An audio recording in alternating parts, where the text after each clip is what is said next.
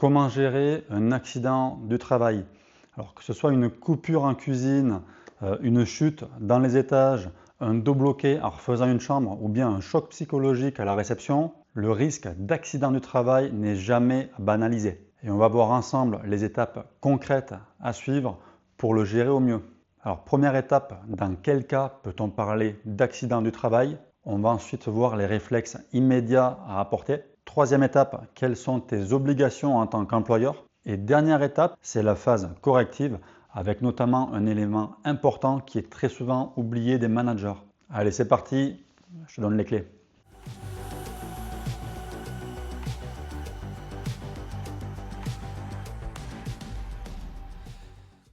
Qu'est-ce qu'un accident du travail? Donc, pour qu'un accident du travail soit qualifié d'accident du travail, il faut qu'il ait eu lieu dans le cadre du travail du salarié. Donc, ça peut être sur le lieu du travail, ça peut être un déplacement professionnel, ça peut être lors d'une formation à l'extérieur également.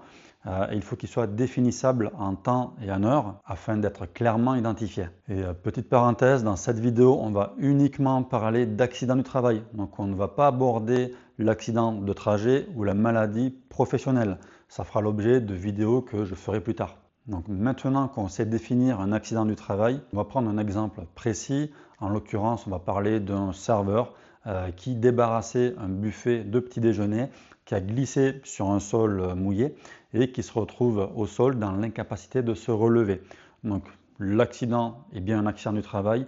Le salarié effectuait une tâche liée à son travail, tout simplement. Il a lieu à un moment précis dans le cadre du travail du salarié et le salarié se plaint de lésions physiques. Quels sont les réflexes à adopter de façon immédiate? Lorsqu'un accident du travail a été constaté, que ce soit par vous, par la victime ou par tout autre témoin, la première chose à effectuer sera de sécuriser la personne ou les personnes s'il y a plusieurs personnes, d'évaluer la gravité de l'accident, de contacter les secours s'il y a besoin, si c'est nécessaire bien sûr. Et une fois que les secours ont été contactés, on va sécuriser la zone. Donc là, en l'occurrence, on avait un sol mouillé, un sol glissant. Donc s'il n'y avait pas de panneau de signalétique sol glissant, on va en mettre un et communiquer aux autres salariés qu'il y a danger sur ce sol, qu'il ne faut plus passer par ici. Après ça, on va tout de suite constater l'effet. C'est super important de le faire tant que c'est chaud pour n'oublier et pour n'omettre aucun détail. On va noter tous les éléments concrets, que ce soit la date et l'heure, le lieu de l'accident, la tâche que le salarié était en train d'effectuer lorsque l'accident est survenu, et on va aussi voir s'il y avait des témoins présents qui ont pu constater également cet accident. Et avant de passer à l'étape suivante, je vais te donner un petit conseil. Si l'accident est un accident léger qui ne nécessite pas d'intervention et que le salarié te dit qu'il reprend son poste et qu'il n'y a aucun souci, mais que tu as quand même vu le salarié tomber et se relever, je t'invite quand même à noter cet incident dans le registre des accidents bénins du travail. C'est un registre obligatoire que tu dois avoir et je ferai une vidéo bientôt à ce sujet. Troisième point, quelles sont tes obligations en tant qu'employeur? Il y en a trois que je vais te lister et qu'on va développer. Numéro 1, c'est la déclaration. Numéro 2, c'est la remise de la feuille de soins ou feuille de tiers payant. Et numéro 3, c'est la remise de l'attestation de salaire. La déclaration d'accident du travail. En tant qu'employeur, tu as 48 heures à l'issue de la prise de connaissance de l'accident pour déclarer l'accident du travail à la CPM dont dépend le salarié. Donc il ne s'agit pas de la CPM dont dépend ton entreprise, mais bien la CPM qui est en lien avec ton salarié. Alors, je t'invite à regarder l'adresse du salarié pour voir de laquelle il va s'agir. Comme je t'ai dit, tu as 48 heures, hors dimanche et jour férié. Et attention, je ne te le souhaite pas, mais si l'accident du travail mène à un décès, tu n'as que 12 heures pour le déclarer. Comment déclarer l'accident du travail? Donc tu as deux façons distinctes. On va dire que tu as la façon à l'ancienne et la façon un peu plus moderne et plus rapide. Je vais te détailler ces deux façons-là. Donc première façon à l'ancienne, tu vas aller te rendre sur le site Amélie où tu vas taper sur Google CERFA S6200. Donc tu vas pouvoir télécharger ensuite ce CERFA, c'est un document que tu vas devoir remplir et ensuite signer. Je te conseille de rester très factuel dans la façon dont tu vas le remplir, notamment sur tout ce qui est lié à l'accident. Une fois rempli, tu vas l'imprimer et le signer et en faire une photocopie. Tu vas envoyer l'original à la CPM dont dépend le salarié, encore une fois, avec courrier accusé de réception. Et donc tu vas recevoir dans les 3 ou 4 jours qui suivent le retour d'accusé de réception que tu vas agrafer avec la photocopie de la déclaration et tu vas classer tout ça dans le dossier du personnel du salarié. La deuxième façon de faire ta déclaration, c'est la plus simple et la plus moderne. C'est de tout simplement te connecter sur ton portail Net Entreprise, de cliquer sur Déclarer un accident de travail et de te laisser guider sur les 4 ou 5 étapes qui vont être demandées de remplir. Donc une fois signé et validé, tu vas pouvoir télécharger 3 documents. Donc le premier, c'est ta déclaration, tout simplement, que tu vas pouvoir classer dans le dossier du personnel du salarié. Le deuxième élément que tu vas télécharger, c'est l'accusé de réception. Donc tu vois, à ce niveau-là, ça te fait économiser entre 3 et 4 jours. Donc tu vas agrafer cet accusé avec la déclaration. Et un troisième élément que tu vas pouvoir directement télécharger via Net Entreprise, c'est la feuille de soins ou la feuille de tiers payant. Donc c'est le CERFA 6201 si je ne me trompe pas. Donc ce document CERFA, c'est la troisième étape de la procédure. Donc on l'appelle aussi feuille de soins ou document de tiers payant.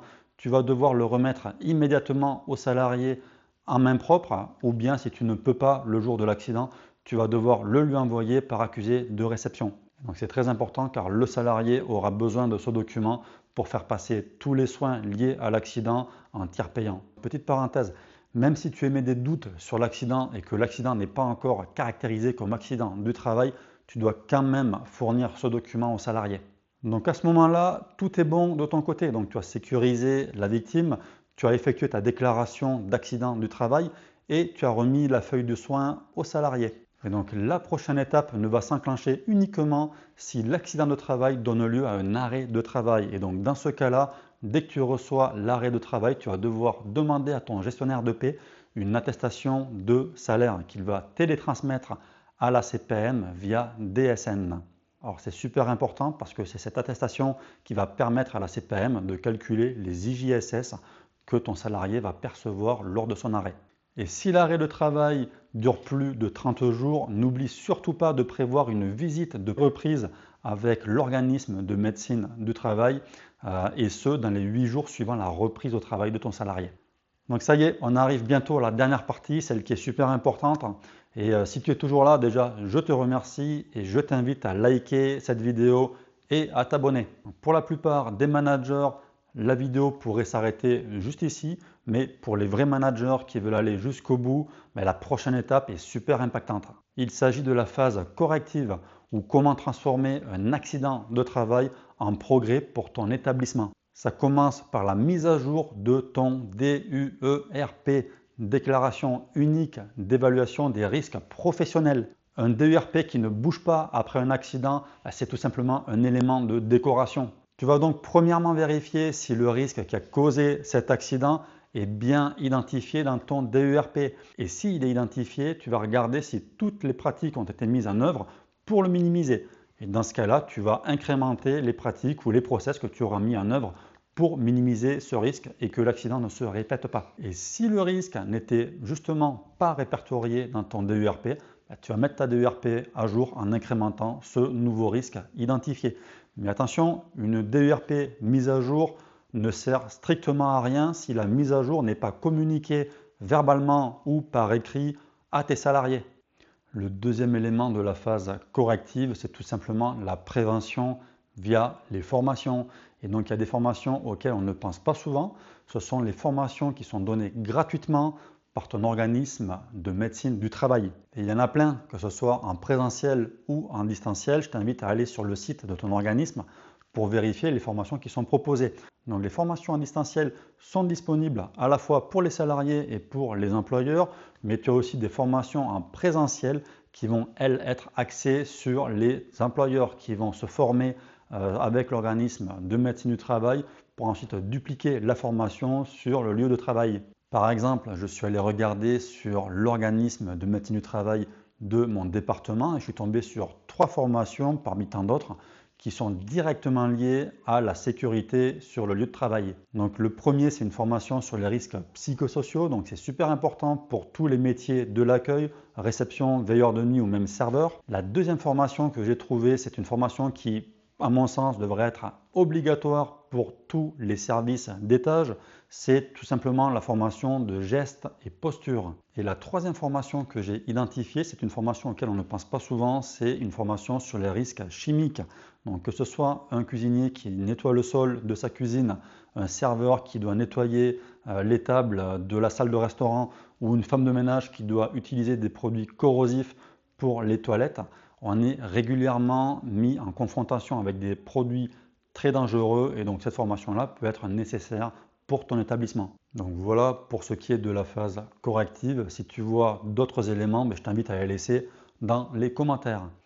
On arrive à la fin, je vais te faire une checklist que tu vas pouvoir réécrire et imprimer dans ton bureau sur le mur bien visible. Car lors d'un accident du travail, on a vite fait de perdre ses moyens et une checklist peut aider à garder son calme. Donc premièrement, je sécurise la victime et les lieux. Deuxièmement, je déclare l'accident du travail à la CPM 48 heures maximum après avoir pris connaissance de l'accident.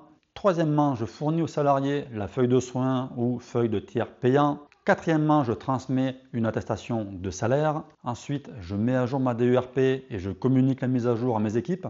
Et dernièrement, je prévois une visite de pré-reprise si l'arrêt lié à l'accident de travail dure plus de 30 jours. Allez, c'est fini pour cette vidéo. Je te remercie d'avoir suivi jusqu'au bout et je te dis à très bientôt pour de nouvelles clés.